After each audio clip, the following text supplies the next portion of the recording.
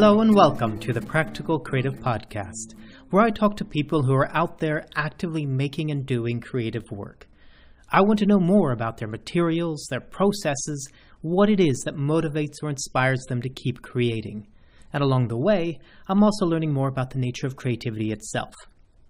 I'm Jeremiah Craigie, and in this series of the Practical Creative Podcast, I've focused on people who are working with specific materials in a very direct and hands-on way. And this includes a bookbinder, a potter, a glass artist, a kinetic sculpturist, a furniture maker and wood carver, and a basket maker. But what I learned from my guests goes way beyond the materials they use and the pieces they make, although we do talk about that as well. But what I'm really interested in is the way they approach their work, their mindset and motivation, the strategies they use to balance creative risk and failure. For example, in this series, I have a conversation with tapestry artist Jo Barker, where we talk about the fact that she will spend literally months weaving one of her tapestries. So how does she manage her process to ensure that the original design she creates is worth investing that much time into translating into warp and weft?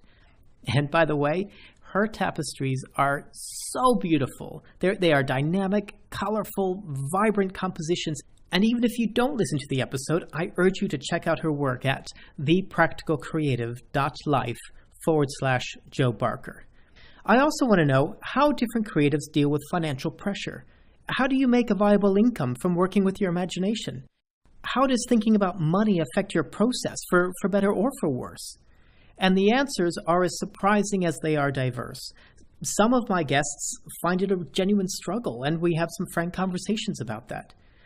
But some don't even think in financial terms at all. And yet others have found solutions that I found genuinely inspiring. For example, in my conversation with glass artist Matt Duran, I learned that he collaborates extensively with both other artists and with industry. And the benefits of this to him are huge because, one, he has a diversified source of income. Two, he's constantly being challenged to learn more about his materials and to develop new processes. And three, he can channel all of this new experience and knowledge back into his studio practice, so he's constantly learning and developing. And because this is the Practical Creative Podcast, I've asked all my guests to suggest a creative challenge, something that you can do at home or in the studio to kickstart your day, shake up your process, or possibly even generate some new ideas. You can hear each guest's challenge at the end of each episode, and I've compiled them all on the Creative Challenges page on the Practical Creative website. And speaking of the website, if you're interested in creative or imaginative work, check it out at thepracticalcreative.life.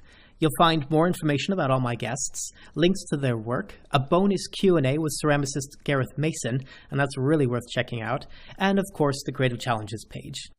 So that's the Practical Creative Podcast in a nutshell. If you're interested in hearing more, you can catch it on iTunes, Stitcher, and Radio Public. Subscribe to the show, leave a review, and follow me on Instagram at Practical Creative.